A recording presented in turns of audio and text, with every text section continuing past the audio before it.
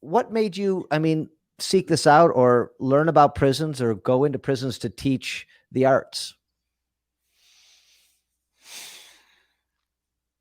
The reason I'm pausing is because I always tell the same story at this point, but I realize that there's more to the story. I do not remember a time in my life when I didn't have a huge wish to help people. I remember being in Scarsdale and looking at the garbage men picking up our garbage and wanting to invite them into our home for dinner that night. I always had this wish. I cannot identify where it came from. I sometimes think these things are born into us.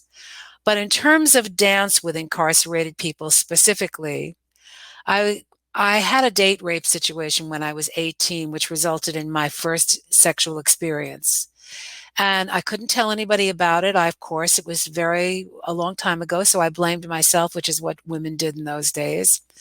And when I came home that night, in order to overcome the trauma of what had just happened to me, I put on music and I danced all night after my parents went to bed.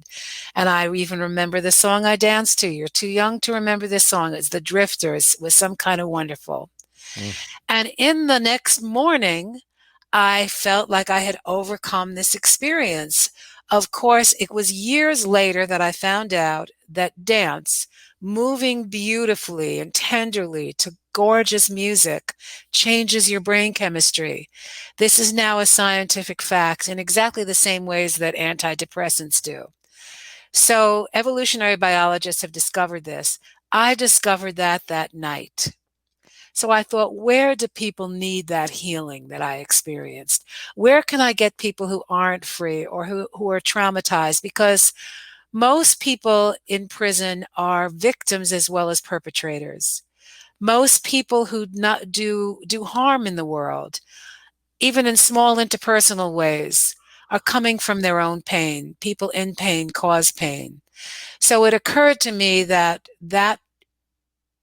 I just wanted to bring movement to people who I felt were locked up, traumatized, sad, and had been victimized and behaved badly as a result of it. That was my mindset.